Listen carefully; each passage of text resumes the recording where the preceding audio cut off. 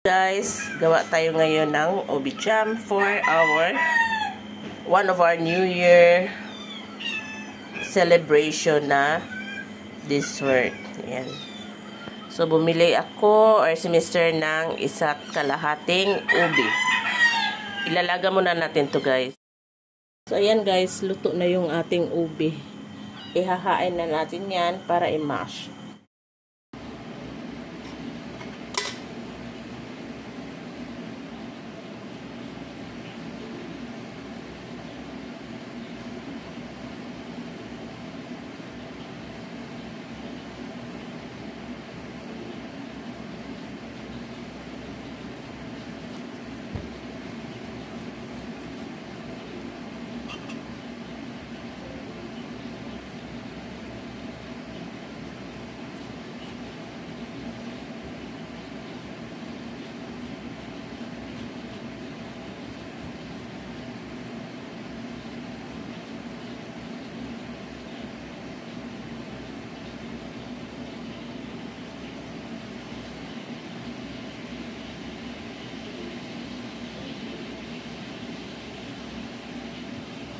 Ito na yung ating kinayod na ubi, yung boiled ubi.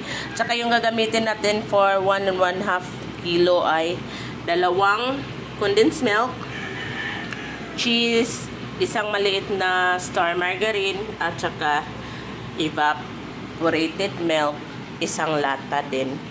So, ayan, let's go cooking. Magluto na tayo guys ng ating ubi jam. Mix naman eh. Dugay lang mahuman. Natanda nga kaya ni guys. Oh God, sayang nga to eh.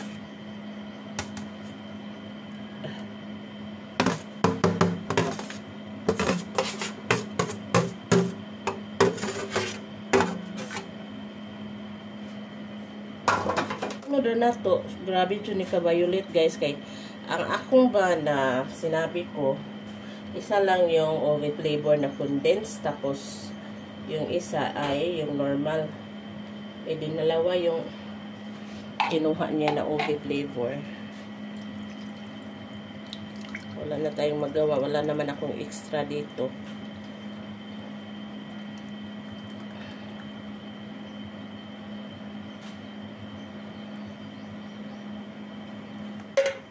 Mix na ito.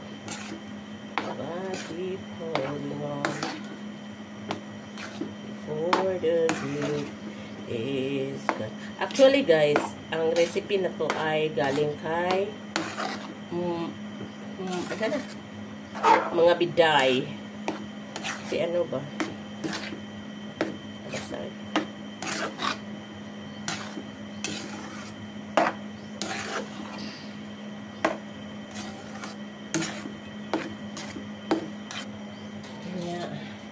I-add na to ang atong margarine. Ganito lang kalaki. Busin natin. At a mess na naman.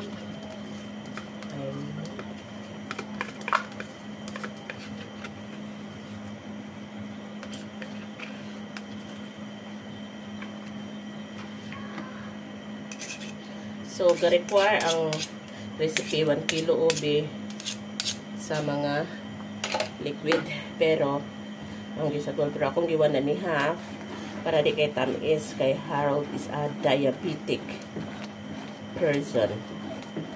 Request naman niya to guys. Pinagbibigyan na lang dahil New Year nga.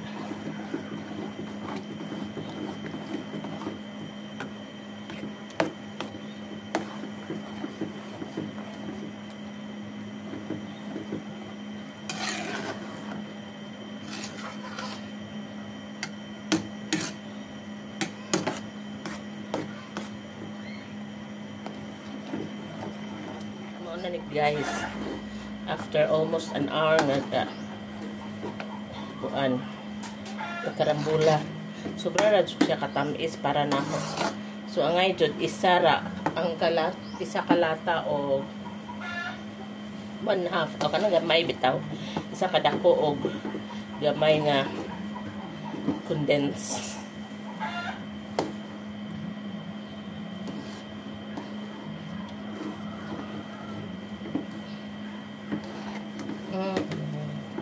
So, mangyani na galing na magtipo na siya. Ready na ni guys. Ay, ginoo. First sa itong na eh. Magkabughat. Smooth naman. Very smooth na texture. Magsalin ko ani kay naghimo taog pandesal. Atong butangan ani. So this means ready na to siya. Nagtipo na siya. Okay.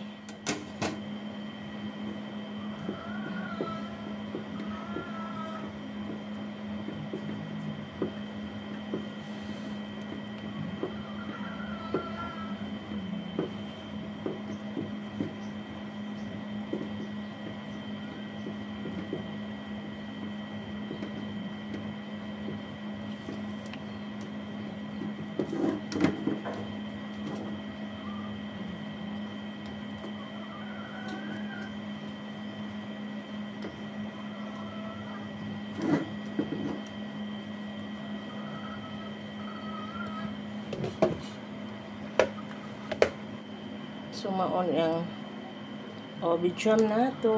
Ayan. Ito na yung ating obicham, guys. Yan. Kinain namin ni Harold. Tama lang pala yung tamis niya.